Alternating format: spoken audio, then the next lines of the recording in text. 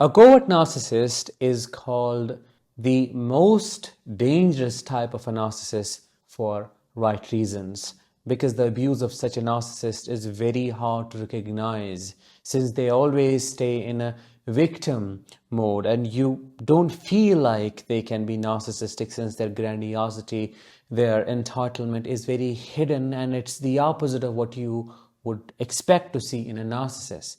Being with a covert narcissist is akin to being left in a room filled with odorless poisonous gas. You can only feel the suffocation, the impact. Being with such a narcissist is also like being stabbed by invisible knives. You only see yourself bleeding, but you do not know exactly what's happening to you.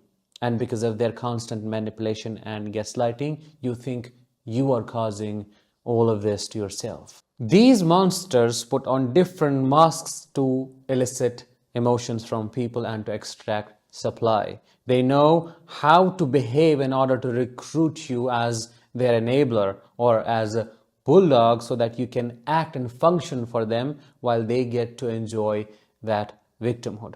One of their biggest tools is the modulation of their voice. Yes, they modulate their voice in different ways, and that too quite selectively, to get a certain kind of response from the person they are targeting. And that is what we are going to thoroughly talk about in today's episode. Hi, I am Danish, a narcissistic abuse recovery professional. In this episode, we're going to learn how a covert narcissist uses their voice to control you. If that sounds interesting enough and you're eager to learn more with me, please make sure to subscribe if you haven't already, or if you're new to the channel.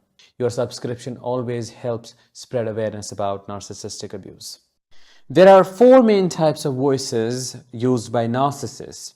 The first two are reserved for covert types. The last two can be used by both. The first voice is this excessively sweet, saccharine type, the one that is inviting, bubbly, open, that's kind, respectful. A narcissist puts on the mask of this excessively sweet voice when trying to manipulate a new source of supply. When a new person has entered into their territory and now it is a chance for the predator to hunt, they project an image of a person who they are not, and this person is open. There's a lot going on in their life. They're filled with joy. They're far away from all that malice and hatred. They're open, they're kind, they're helpful, they're altruistic, they're wise, they're bubbly. They are someone you cannot miss to be connected with. You have to have a relationship going on, and that creates this rush for the target, for the new supply, to just fall for that trap. And unfortunately, it is a form of love bombing as well.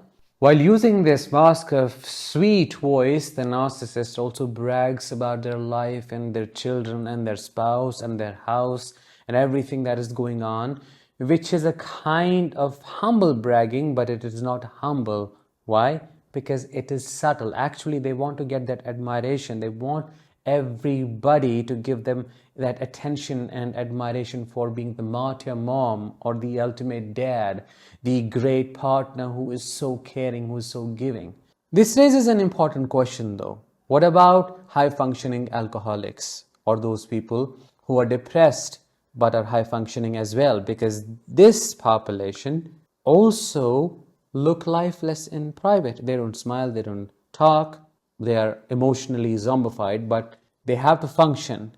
And in public, they don't look like they're struggling and suffering. What about those trauma survivors whose go-to response is change in voice? Let's say there is a trauma survivor who in public gets really excited about things. They're nervous, and that excitement comes out as bubbliness.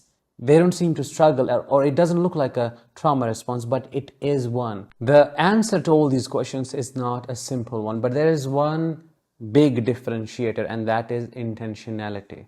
With these people who are struggling with actual mental health issues, they do not intend to hurt others, or they do not change behavior on will with one purpose, and that is to influence the other person's perception only to benefit them, which is the narcissist. High functioning alcoholics, people who are depressed but are high functioning, or trauma survivors who change their voices. All of this happens unconsciously. This is an adaptation only to function, because they have to perform in order to keep going on. They do not know if their suffering will be seen or validated. But that is not the case with narcissists. Narcissists are quite intentional. When they talk a certain way, they know they're looking for attention. They know they are trying to manipulate their perception. They know they're trying to manipulate your emotions, or let's say make you feel guilty or a certain way so that you respond a way they already have calculated. You always have to consider the context. You have to look at the bigger picture. Just because you see this voice changing behavior in someone does not necessarily mean they're a narcissist. Maybe it's a part of their high functioning something. Maybe something else is going on. Maybe they have social anxiety. Maybe they don't know how else to function. So I am sharing this aspect of narcissism with you just to let you know that this is also a thing, which in itself does not mean every person who shifts their voice is a narcissist, because to some extent, normal people also do that to be pleasant, to be more open. That doesn't mean they are narcissistic.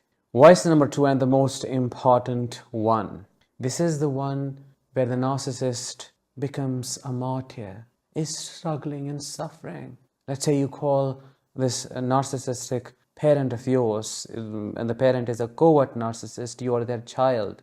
They are controlling you using 3 things: fear, a deep sense of obligation, and extreme guilt. And the narcissistic parent intends to make you feel obliged, guilty, and trigger that shame so that you do what they want you to do. You call them, and all of a sudden, they talk in a voice that makes it seem like they're struggling. They can die any moment. Anything will happen to them. They might have a heart attack, or they're just going through their last moments and they might pass away. And you need to jump in. When you hear that voice, without your awareness, you start feeling tense, because that shame, that lack of your presence or lack of proper obedience kicks in, and your abandonment trauma also then kicks in, making everything worse. Because a covert or an overt narcissist always abandons you physically, emotionally, psychologically. There is always some form of neglect. So it becomes a mess of trauma responses to deal with at once, and the narcissist knows exactly how to push those buttons, and they know what their control mechanisms are. They speak in such a voice they know would make you do what you wouldn't do otherwise. For example, they want you to give them money. They want you to do something that they know is difficult for you. You'll leave everything behind and do that thing.